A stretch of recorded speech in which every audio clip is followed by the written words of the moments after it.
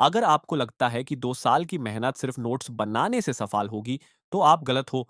JEE mains में अब सिर्फ 7 दिन बच्चे हैं और ये 7 दिन तैयारी के नहीं, स्ट्रैटेजी और एग्जीक्यूशन के हैं। आज की वीडियो में हम बात करेंगे उस प्रैक्टिकल प्लान की जो आपको 90 परसेंटाइल से सीधा 99 परसेंटाइल तक ले जा सकता है। No fluff, only action. क्या आपको भी लग रहा है कि सिलेबस अभी भी बचा है और मॉक टेस्ट्स में मार्क्स नहीं आ रहे? डोंट वरी, आप अकेले नहीं हो। लेकिन सच ये है कि बचे हुए 7 दिनों में जो ठंडा दिमाग रखकर सही टॉपिक्स पर फोकस करेगा, वही बाजी मारेगा। इस वीडियो में मैं आपको दूंगा एक step by step road map इन 2 महीनों को डोमिनेट करने के लिए। तो चलो शुरू करते हैं। Hashtag last 60 days left for जी। हैशटैग 60 दिन बच्चे हैं जेई के लिए, और ये टाइम बहुत ही क्रिटिकल है। इस फेज में हमें हार्ड वर्क से ज्यादा स्मार्ट स्ट्रैटेजी पर फोकस करना होगा।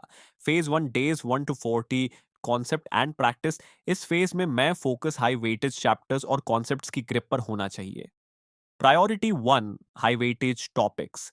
Physics, modern physics, electrostatics, heat and thermodynamics, chemistry, organic name reactions, chemical bonding, coordination compounds, thermodynamics, maths, vector 3D, sequence and series, matrices and determinants.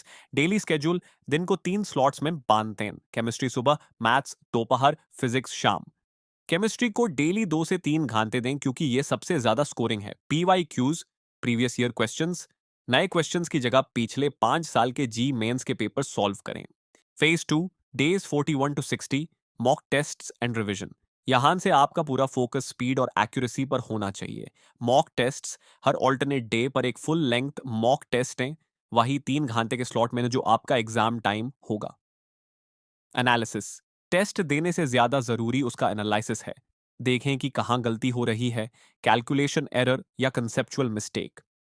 Formula sheets, रोजाना 1 घंटा physics और maths के formulas और chemistry की reactions revise करें। हम इस plan को और डिटेल में डिस्कस कर सकते हैं।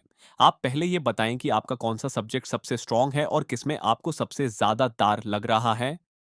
सब्जेक्ट वाइज स्ट्रैटेजी, अगर आप चाहते हैं कि हम हर सब्जेक्ट के मस्ट डू चैप्टर्स डिस्कस करें।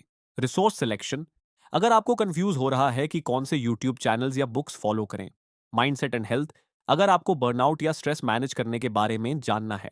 हाई फ्रीक्वेंसी PYQSE, पिछले 5 साल 2021 से 2025 के पेपर सॉल्व करना सबसे बेस्ट स्ट्रैटेजी है।